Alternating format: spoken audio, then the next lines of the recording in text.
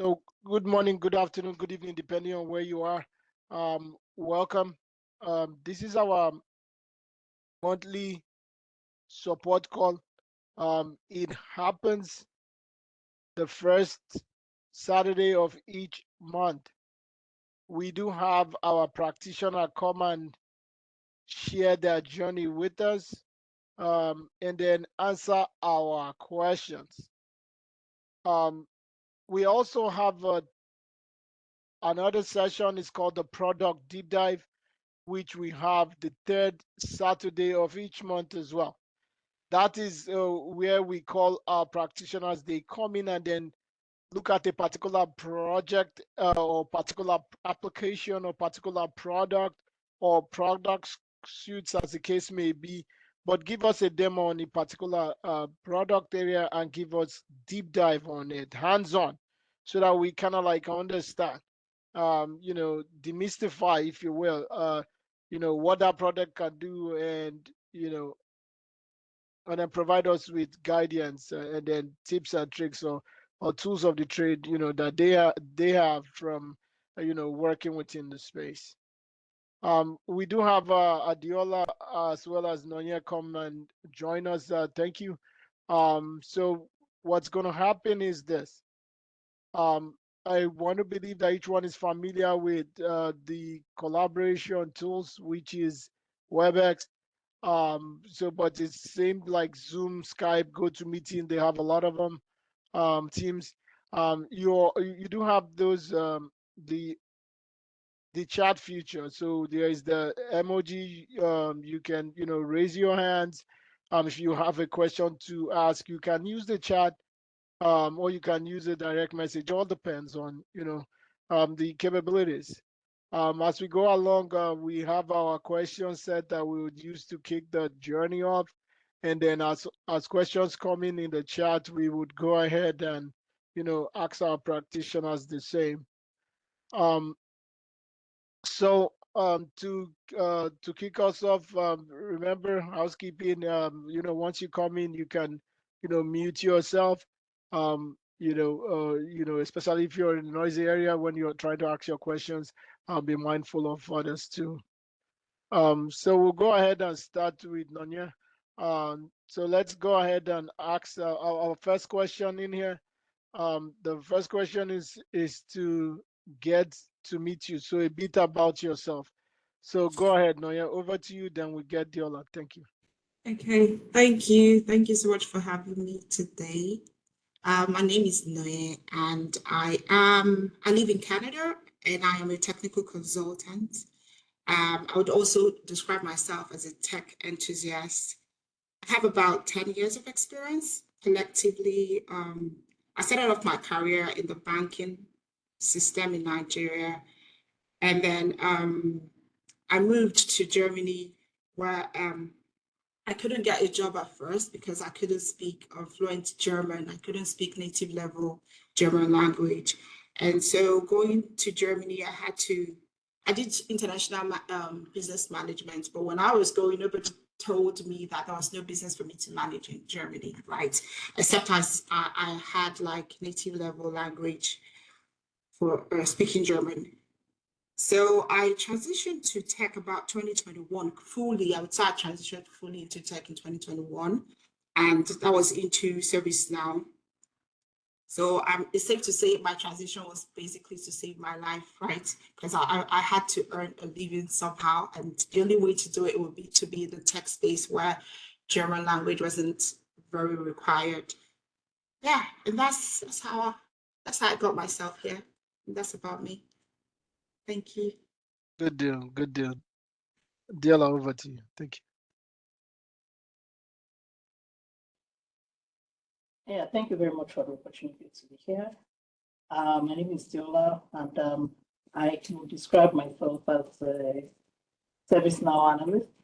And I've been an IT person all my life. Well, I studied computer information systems, and I started working as a tech support person, a little bit of everything, like networking, customer or client support, then business analysis, then it wasn't business analysis. Well, everybody knew what business analysis was, so, but, a lot of duties I performed were also BA roles. And so I moved to Canada in 2018, where I also started, continued with my tech and BA roles. And I've always been using a form of, an ITSM tool, one way or the other. And yeah, so I was exposed to ServiceNow while on the job. And I really just fell in love with the application. And I decided to, just push it further than just, having just that tech support role in quotes. They'll give you the name, but you're doing way more. And so I was like, okay, I think I need to make more. I need to make more and maximize my, my experience, my background, and service now, was just it for me. I tried my hands with other things, maybe Power BI, but honestly, I just found out I really loved service now. I just fell in love with the application, honestly, from the first time I used it. And that's it for me. Thank you. Thank you. Good deal. And that's the truth. Once you start out, or once you actually find service now, you'll be hooked. Once you be hooked with simplicity of the platform, a lot of things that the platform can offer. I'm sure. So let's start with you this time. So Adeola, what do you do outside of work? Because I mean, all work and no play. You know that, no? So what do you do outside of work to rest and recharge? Then we'll get to know you. Thank you. Yeah, sure. I am an avid music lover. I love music a lot. I'm not much of an explorer per se. I'm more of an intro person. So I love hanging out with my family. I love music so much. I don't even know how, that's, I think that's really what you can describe me as a music lover. I love dancing, I love singing. My favorite color is burnt orange. And yeah, family time. I think that's what really matters to me. Yeah, good deal. Nonye, so what do you do outside of work to rest and recharge? Thank you. Okay, so I like to think I'm quite very homely, so I like to spend time with family or with very close friends, just relaxing and doing nothing. I do travel a few times as well when finances permits. And yeah, I think that those are the two things I just like to do. Really, I like to chill when I'm resting. I like to just like, log off mentally from everything. Sounds good. It's very important for us to have a balance or a strategy, if you will. So work life, because really, um, whether we like it or not, burnout is real. The mental health is real, and then especially with the pandemic, there has been a lot of isolation and having people try to use collaboration, whether it's Zoom, Skype, go to meeting, at least turn on videos and really connect back. Yes, post pandemic, people are been skeptical, but especially coming to work or coming to the office and stuff like that, and then it gives you opportunity to recharge. So you have your PTO, you have sick time, you have time to look your care of your loved ones, kids, if you have young kids. It's very important that it gives you joy, it gives you sense of purpose. Like for me, I use my faith, try to connect family and friends, and then my community, trying to engage, go to nature, go outdoors, travel, you know um, give back. It's a lot of joy and passion, and then it renews you. It shows you the bigger picture. That there's a lot outside. So it's a good one. So now we're getting to the cross of it. So Nonye, we'll start with you here now. We'll go ahead and ask. So training versus certification. So training versus certification. what's your take? What do you feel? Thank you. Okay, thank you. Do I have to choose one though? Like, do I have to go with just one?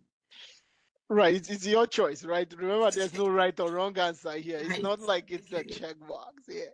Okay. So I think for me, I would always say start off with the training. Start off with the training, theoretically, then have some kind of hands-on experience as well, to just kind of solidify the theoretic knowledge that you have.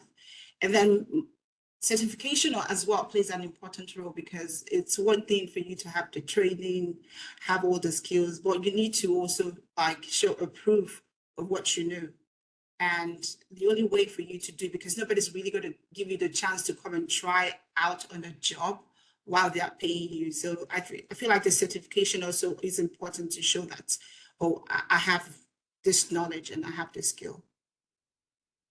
Good deal. Good deal. Adeola, what's your take on that conundrum, training versus certification? Go ahead.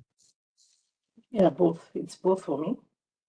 There was a time where certifications were not, they were not so, I wouldn't say necessary, but now the demand is a bit higher and there's a lot of competition.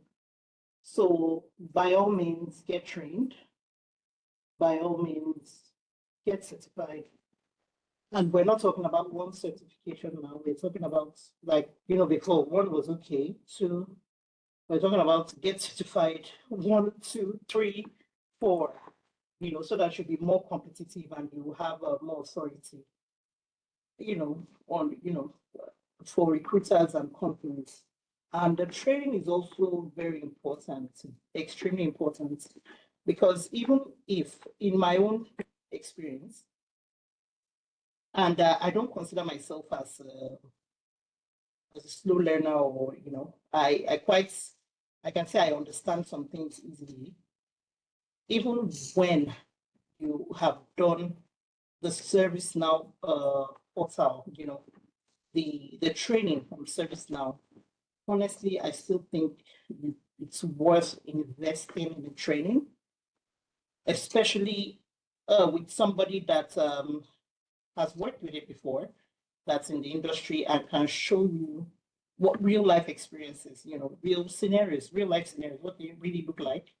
So yes, it's a training for me. And the one we didn't mention is practice. Get your hands dirty. You might think you know it and you've done it, but the truth is you really need to fall in love with the PDI. So training, certification, practice for me. Perfect. So that's the truth. It's actually a mix of both. That's synergy. That's that alignment. That's that strategy. Why is it important? Um, whether you like it or not, before now, just like Diola talked about, or Nonye also, let us know. Before now, there was not that push or a demand for the certifications. What do I mean? So long as you have or you had, an associate maybe in, IT or a, bachelor's or master's in, computer information or management information or engineering, or even just sciences generally, um, on the job. You can come in like then, like we talked about, then it's IT analyst or basically IT specialist or IT technician. And then you kind of like, grow in that space. So providing support for IT, whether it's via end user or customer support, or you're providing it to the internal, so employee support, you name it. Then there was no real push. So then you would choose to say, okay, I want to have the ITIL or I don't. But right now, you need to have not just the ITIL or Scrum Master certification or even the project manager. You need to have the particular tool set, because Say, for example, in the ServiceNow space, you need to have not just the certified administrator, which was the basic before. You need to have that, and then CIS, and then the CAD, especially if you say you're a developer, or and if you say you have 5 years experience or 3 years experience within that space. These will show that, you know, experience level or level of authority, or command that confidence and thought leadership. Certification is also a foot in the door.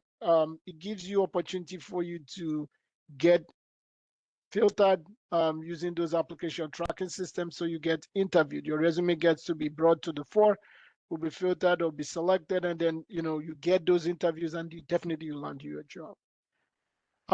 The training aspect is to sustain you. It's very important.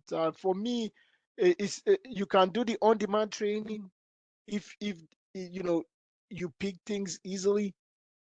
But if not, you can reach out. I also, I do my own training and mentoring, get people in this space. But the training has to have a lot of hands-on. So like in my case, most of the trainings, we have those homeworks. If you're not doing those homeworks where you're really diving or delving into that development environment or the PDI, then you're not practicing. It's one thing to just theorize stuff, and that's what certifications kind of like help to do, but it's reinforcement. So if you have one where you're getting the hands-on there, everything will make sense. Because if you're not practicing this thing in the PDI, it's not getting stuck in your brain. It's not. And then you would even goof with the one you know. Because the truth is, practice makes perfect. Experience is based on experimentation. That's the whole thing. So you're breaking it, you're seeing how it is. The difference between your PDI and your work environment is that your work company or whatever, they are paying for, they are paying service now for yours is free to go and check out new applications, and then play with them, get familiar, get comfortable, so that you can help to deliver. And then if you do that, there's a lot of on-demand courses now where you can finish it. It gives you the opportunity to even buy the voucher and again go get certified. But if you can, say you don't want to do the certification one yet, you can get that knowledge and then show it that your certification is in view, and then some companies will take you. And the way most of the technologies, whether it's ServiceNow, whether it's SAP, whether it's Salesforce, all of them, the way they are going, like in ServiceNow, recently, if you're not, your staff or your workforce has to be at least 80% compliant with certifications too. So if you have a lot of hands-on already, they've seen the dedication. That's even before you get hired. They've seen the dedication you have actually had on the platform and where you're going. You'll be a bonus or a great addition to organizations. So a mix of both will really drive you, and then make you really great in the workplace. So great one. I really love it. So this brings me to my next question. So specialization versus generalization. So generalist versus specialist. So go ahead, Adeola. Which would you take, a generalist view, or would you rather a specialist view? And then we get to you. Thank you. Oh yeah, thank you. Like again, like it was mentioned before, times sort of changed. Definitely, first of all, but you should also be looking at specialization. Although, for service now, in my opinion, according to listening to mentors, it's very important that you get the foundation. That's the general part. The CSA is extremely important. So it's very important.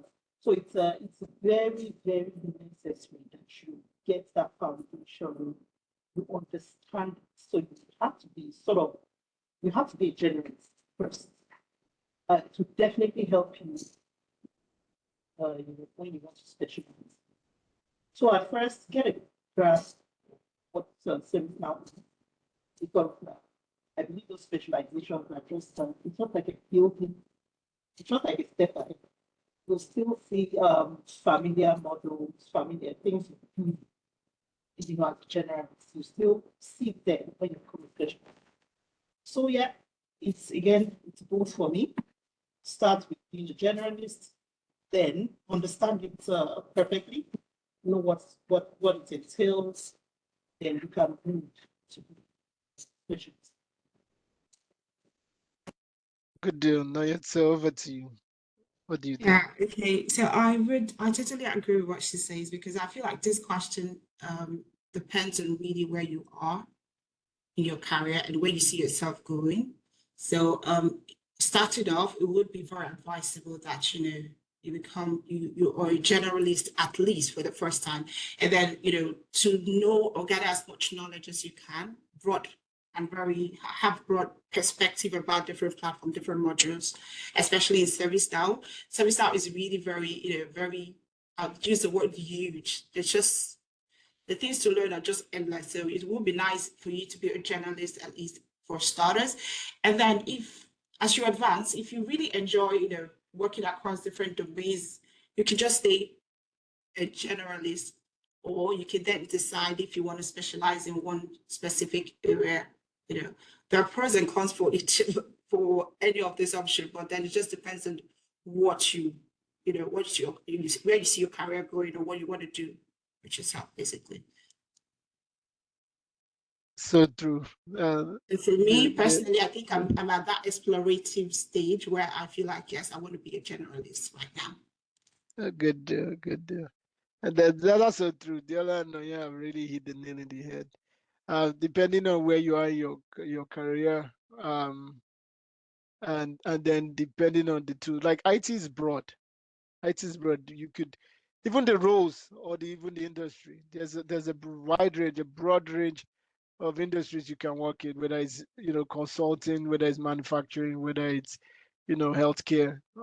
There's a lot of roles in there, from cyber to software to data analyst to machine learning, AI.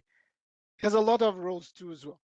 So um, generalist is important when you're starting out. Um, Depending on the industry you're working in, you have a bit of everything. So what I always say is a mix of generalizing specialist. But what that just means is you're knowledgeable in several domains, but it's also based on where you are in your career, where you are.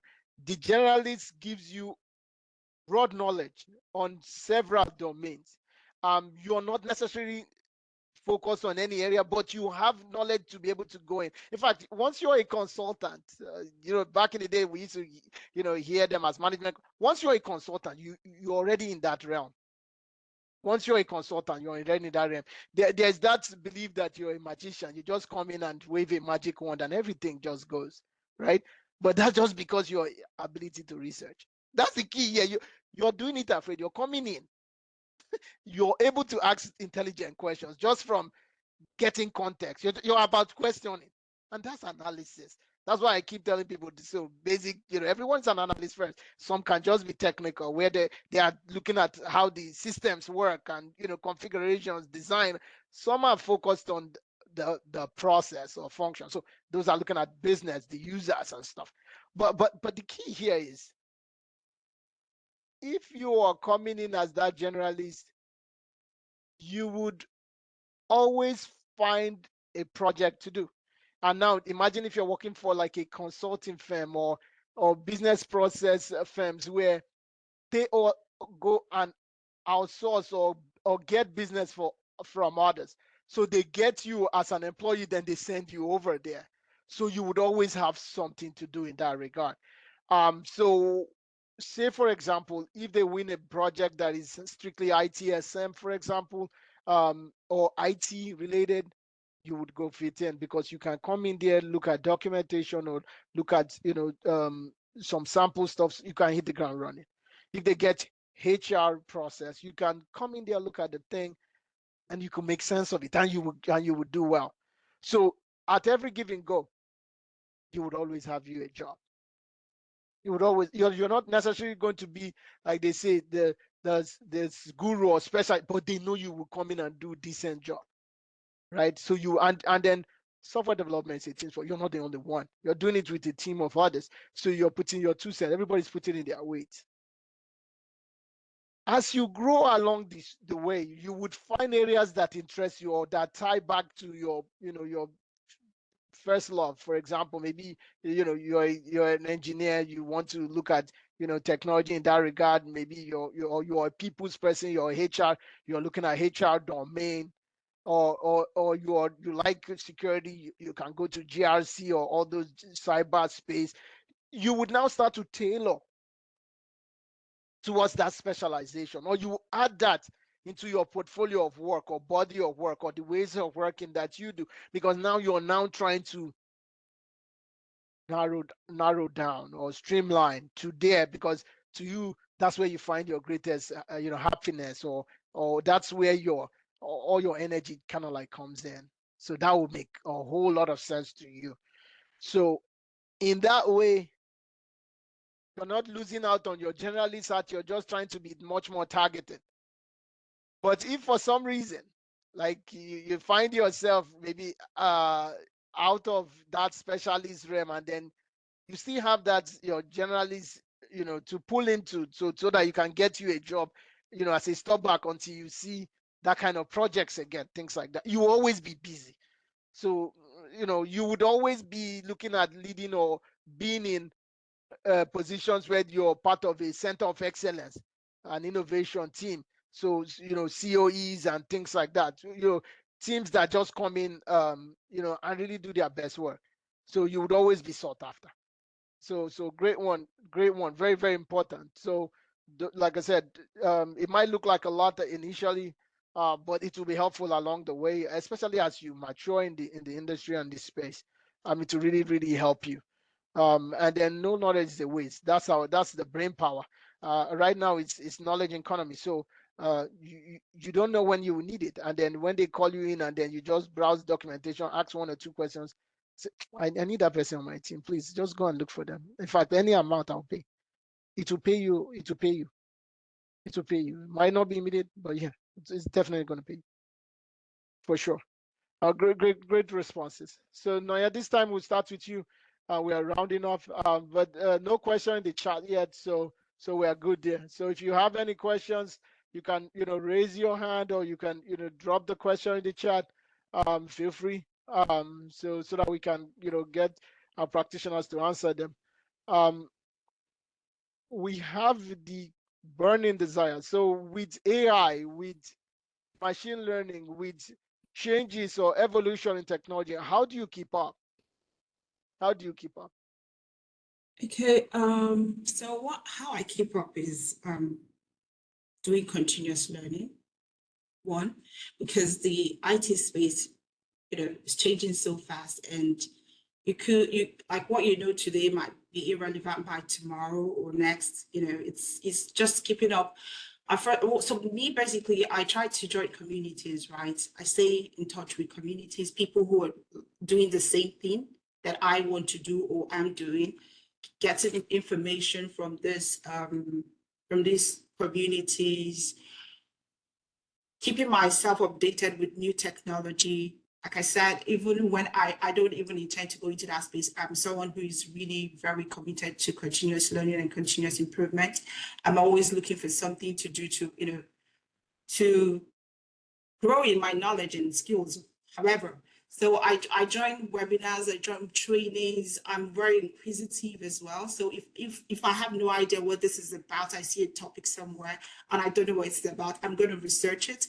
And if there's a webinar or something to just go through, I'm going to join that webinar just to learn about it. And that's how I also found ServiceNow, actually. So a friend of mine who I was doing a course with was dropping out from the course because she found a job with a ServiceNow partner. And I was like, what's ServiceNow? And that was just how I got into the Next Gen program.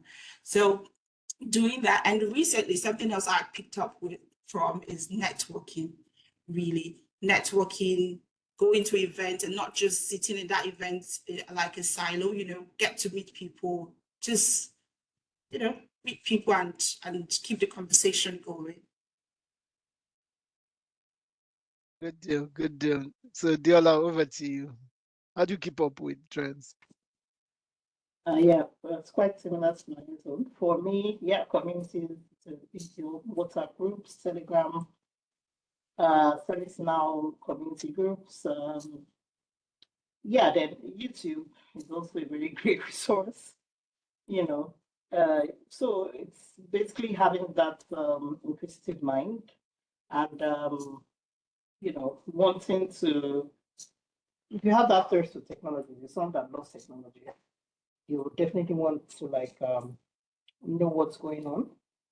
For me, it's really meeting people, then one-on-one conversations with people like mentors, friends. I cannot overemphasize the importance of people in this journey. Meet the right people, hook up with people that that have the same passion as you do, the same passion, the same drive. It will really help you. It's not a solo journey. You really need people on this journey. So that's it for me.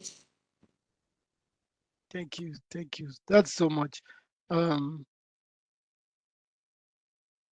it's community. So we all rise together, right? We all rise together. So, you know, communities like this, we've been have these sessions. We do have those Telegram groups. We also do have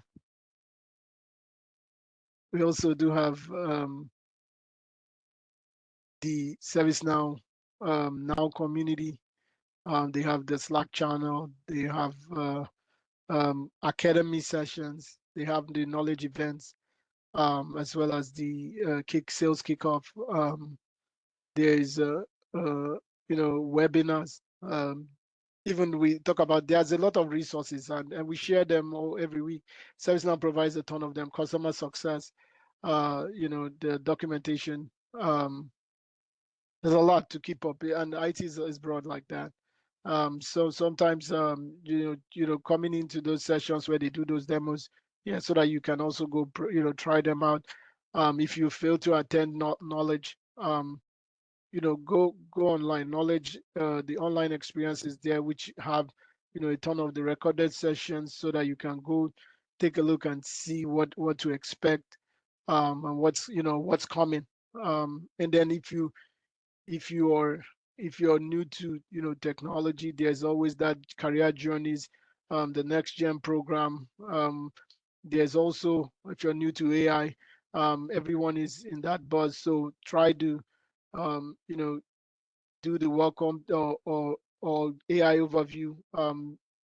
The project management institute also has their own AI. Most, even IBM, everybody, but ServiceNow also has the basic understanding of the AI journey, and as well as, if you want to understand the Now Assist feature, and then how it can be easily deployed, because everything that we are going to be seeing going forward is going to have AI elements integrated into it. So yes, AI is not going to take your job, but somebody that knows AI is going to do that. So if you do not, or if you're not willing to, make that transition, reskilling, upskilling, whatever it is, you're pretty much a sitting duck. I mean, we have seen the, examples, prior. So something like the Nokias of before, the Blackberries of before, they are still there in the business, but they are no more, thriving as they used to. But they sure have had to pivot. Or even the camera back in the day, when we remember, with the Kodak, of back in the day. So yes, this is happened, and this will continue to happen. So understand for what it is, that whatever you are in, you know Google, first resource, open it, research, have some back knowledge, right? So that you can be able to see where it is and see where it leads, and continue to build off of that. But great stuff, great stuff. I'm loving it. Great stuff. And that's the truth. There's no question yet in the chat. But the final question for us to go. Um, what are your parting gifts? What are your words of encouragement or nuggets, if you will, that you would share for us, so that we can be encouraged and inspired to continue this IT journey? Thank you. So over to you, Diola, and then Nonya, and then we'll round it off. Yeah, so I would say people extremely important. Meet people that have your drive, and also you need to work hard. Service now, you might think you know, but you might actually not know. You need to get your hands dirty. You really need to work hard because, again, like we just said, it's changing. It's rapidly changing. There are multiple models. Like there are a lot of them that you don't even know. So you really need to work hard, try as much as possible to keep up with what's going on. Try to connect with people, know your, I'm being specific for service now. Now, your snug, that's your, you know, the local meetups. Try to get heavily involved. Then patience. I'm not saying you shouldn't have the ginger to change, to get the job or get your hands on it. But you really need to be patient with people and also with what you're doing. People don't have a sense of entitlement. That way you're not going to be disappointed. Somebody that didn't answer me well yesterday answered me well the next day. So, you have to be patient. That's a very important part of this journey. Be patient, have that drive, keep studying, and again, get your hands dirty. I cannot say that enough. Practice whatever path you have chosen, business analysis, developer roles, get your hands dirty. The pediatrician, best friend. Like seriously, look for tasks on maybe the ServiceNow community. You can see some tasks there, and yeah, basically that's. Good deal. Good deal. Nonya, over to you.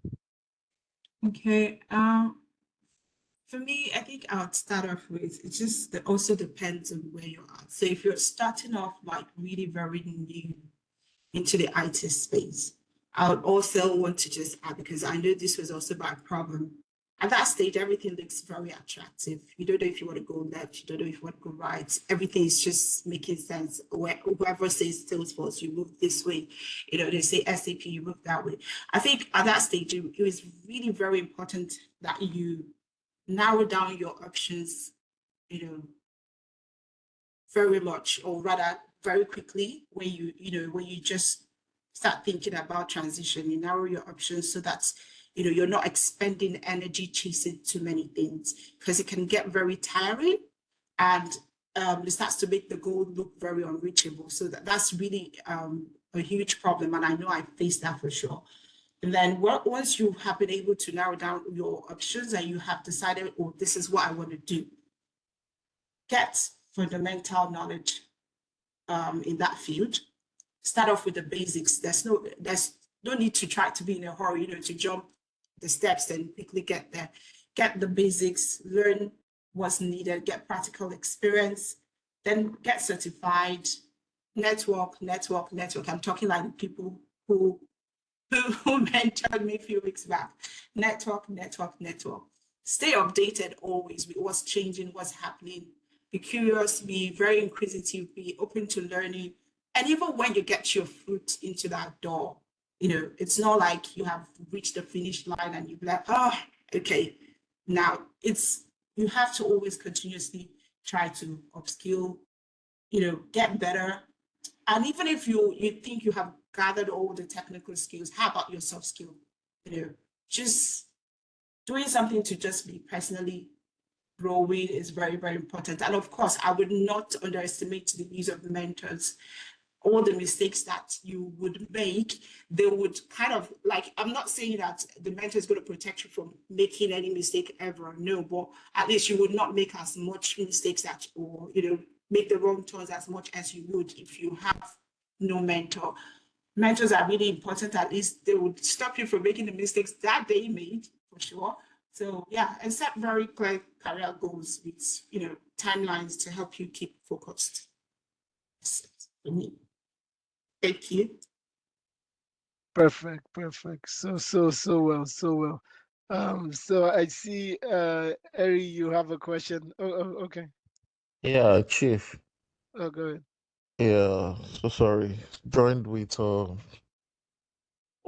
else's computer. So yeah, so this is Dari. Yeah, I Um, know. I had an idea that yeah, sorry. So I yeah, like, great points, and I like what Nonye just said. That was actually why I raised up my hand. That was what I wanted to say before she mentioned that point.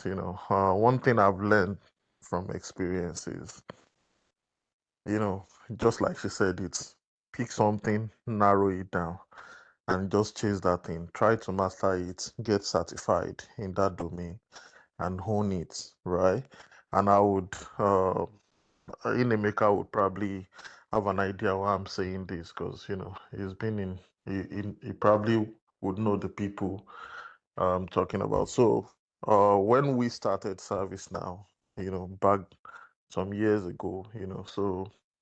Um, I've had the opportunity to mentor a couple of people, bring them into the space, and I would be like, oh, do this. I think this would thrive, right? I think this would thrive. Just go into the security area, go into, GRC, go into this, go into that. But me, myself, I was pretty much a generalist, right? Just ITSM, right? So I've done ITSM, a little bit of Portal, a little bit, but majorly ITSM.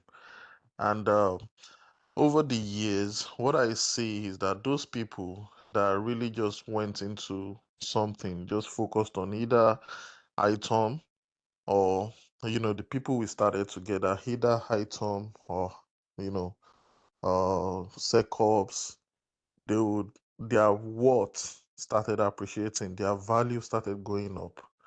And for me, I don't want to use the word depreciate, but it was more like you're just staying in that same space because, as many people are coming in, they are coming in into ITSM and coming in into, I always advise learn ITSM, understand it. There are some things you would keep coming across in your career journey, incidents, service catalog, or some of those things that you would use across the platform every now and then. But I'm also of the opinion, and that this is where they say generalist versus specialist. I'm also of the opinion that just pick something. I know someone that does CSM and FSM thoroughly. This person knows it. And the last time I checked with the person charges true story. I know this person. This person makes charges up to $600 per hour and get engagement. But this person is like she's an OG, a lady. She knows it. Like so, when ServiceNow needs even ServiceNow uses the advice or expertise of this person on CSM and FSM projects, globally at a global scale. And I'm talking, I know someone that does high tom, and this person would literally call himself, I'm an ITOM James Bond. That's his nickname. Inemaker will know the person I'm talking about.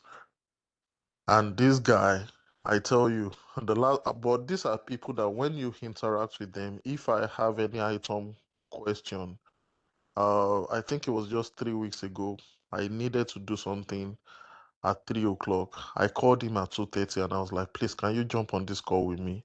I need your help. He did not know what he's coming to talk about. He jumped on that call. 9 people, he was with me on that call.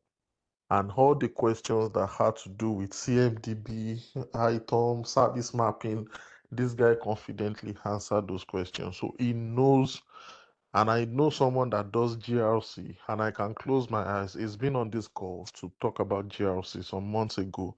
I can literally close my eyes and say, yes, this guy knows what he's doing. So I like that point that Nonye mentioned, that narrow it down, chase that thing, pick one area first. ServiceNow is wide. What I've seen over the years is ITOM tend to be kind of stable. ITOM is going nowhere. People will always get jobs. They'll always have issues, but it's not for everybody. I've tried it. I don't like it. Just figure that thing out, learn it, take the certifications and start, advertising yourself on LinkedIn, or you have to be strategic with, your networking. That's one thing I can also tell you. I've made some great contacts in the ecosystem, that I did not take advantage of at that time, so I feel like networking would also help your career. Don't just meet people, but it's like money. You have to spend it, and you have to spend it on time. At a point in time, I could easily take someone to, let me say, glide fast. As an example, I still do have a very good relationship with the CEO. I could just say, oh, I know this person. Can you? And he would be like, oh, sure. And the person will get jobs. Knowledge was in a knowledge. I met someone and I just said, oh, I just took the person and took the person to him. And right there and there, he gave the person a job of 150,000. Someone that has never done service now before. So that's it. So just, that's where knowledge, all these snug leader group or something helps. Just try to network as much as possible and make something out of it for yourself. So just specialize. That's what I think that's the whole essence of my story. And I like, when Nonye said that, I said, yes, that's the best thing I could just think of to tell anybody at this stage of, where ServiceNow is now. Is different from 2 3 years ago. Everything is changing so fast. All right, thank you. Thanks, Dari. Thank you, everyone. There's a lot of learning, and that's the truth. Nobody knows it all.